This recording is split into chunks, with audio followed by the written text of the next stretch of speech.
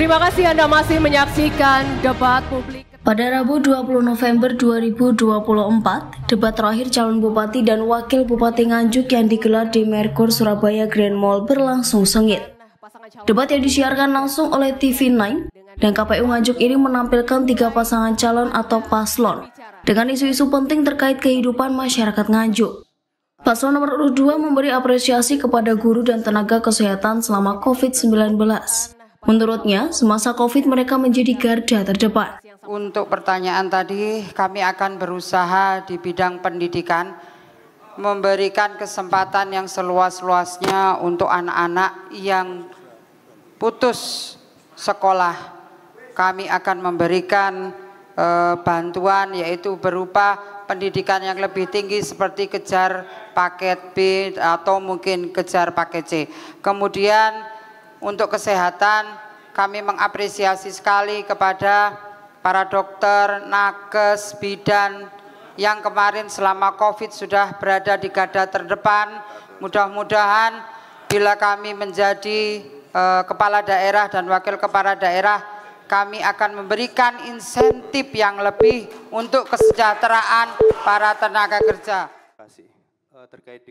Sementara paslon nomor urut 3 menegaskan komitmennya untuk melanjutkan dan meningkatkan kualitas pendidikan. Mereka juga berjanji memperbaiki fasilitas pendidikan di Nganjuk.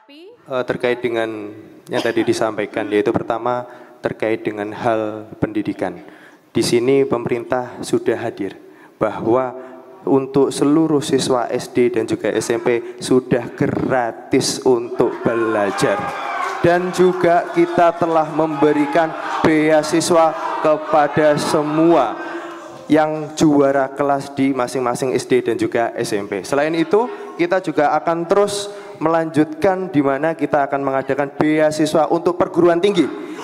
Ini adalah bentuk komitmen pemerintah bersama-sama dengan masyarakat.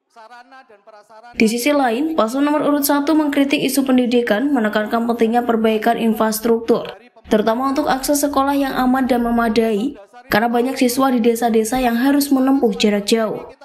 Sarana dan prasarana dari tingkat pendidikan dasar SD dan SMP yang sudah menjadi kewajiban dari pemerintah daerah untuk memfasilitasi itu, dan ini termasuk dalam hak asasi dari warga masyarakat Kabupaten Nganjuk yang harus kita penuhi.